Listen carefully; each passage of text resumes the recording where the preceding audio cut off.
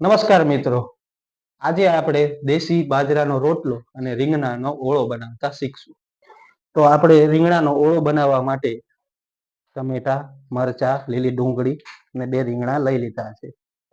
તો ઓળો બનાવવા માટે આપણે 250 ગ્રામ જેટલી ડુંગળી, 50 ગ્રામ જેટલું લસણ લીધું છે, 100 ગ્રામ જેવા મરચા લીધા છે અને 2 ટમાટા લીધા છે.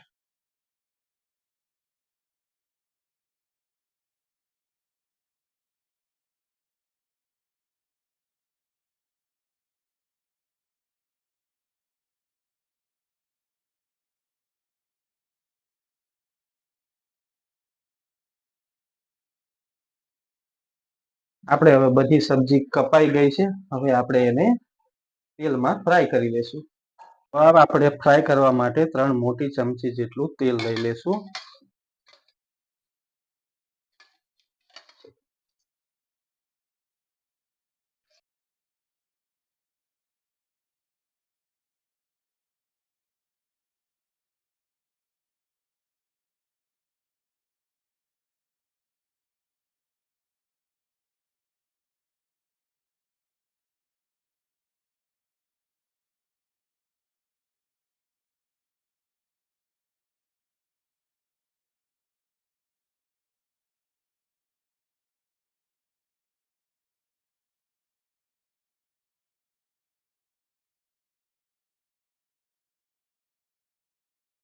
હવે સારી રીતે ફ્રાય થઈ ગયું છે. હવે એમાં આપણે લસણ અને લીલા મરચાંનું ખાંડેલો પેસ્ટ નાખશું.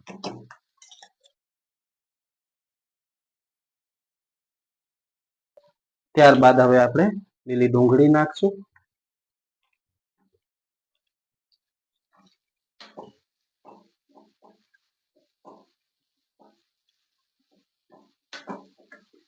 ડુંગળી હલકી એવી ફ્રાય થઈ જાય ત્યારબાદ આપણે લીલા મરચાં ઉમેરીશું. ડુંગળી હલકી એવી પાકી ગઈ છે, તો હવે એમાં આપણે લીલા મરચાં એડ કરશું. એને પણ થોડીક વાર ફ્રાય થવા દેશું.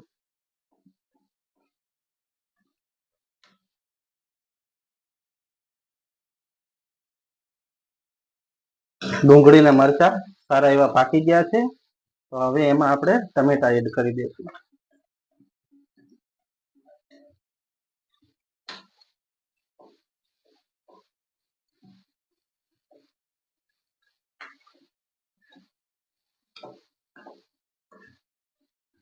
ટમેટા જલ્દી ગળે એના માટે આપણે એના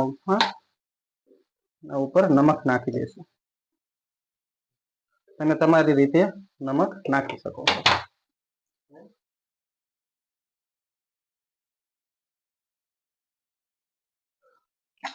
તો હવે આપણા બધા મસાલા સારી રીતે પાકી ગયા છે, તો હવે આપણે એમાં શેકેલા રીંગણા ઉમેરી દઈશું. એને 2 મિનિટ માટે ફ્રાય થવા દેશું. સારી રીતે એકવાર મિક્સ કરી લેશું. પછી એને 2 મિનિટ માટે ફ્રાય કરશું.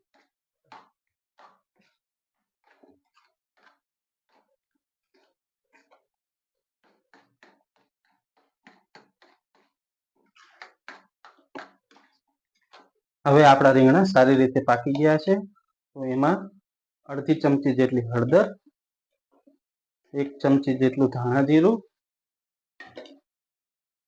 ને 1 મોટી ચમચી લાલ મરચું નાખી દેશું ને એને ફ્રાય કરી લેશું.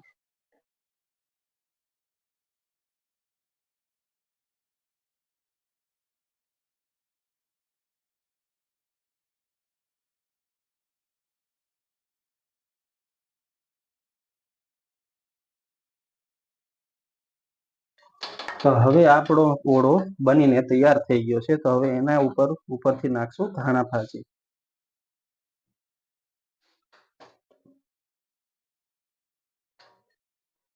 આ આપણો દેશી ઓળો બનીને હવે તૈયાર છે.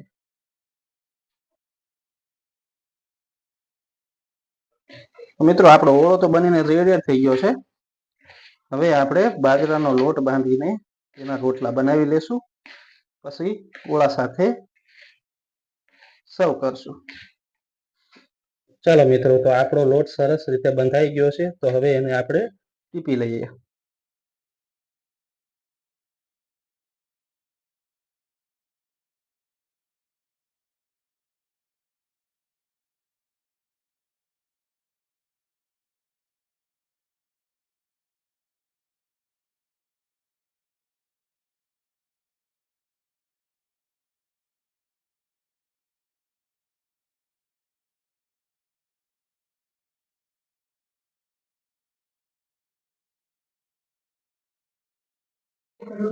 તો મિત્રો, આવી જ નવી નવી રસોઈ શીખવા માટે અમારી ચેનલને લાઈક કરો, શેર કરો, સબસ્ક્રાઇબ કરો અને મળીએ આવતા નેક્સ્ટ વિડીયોમાં.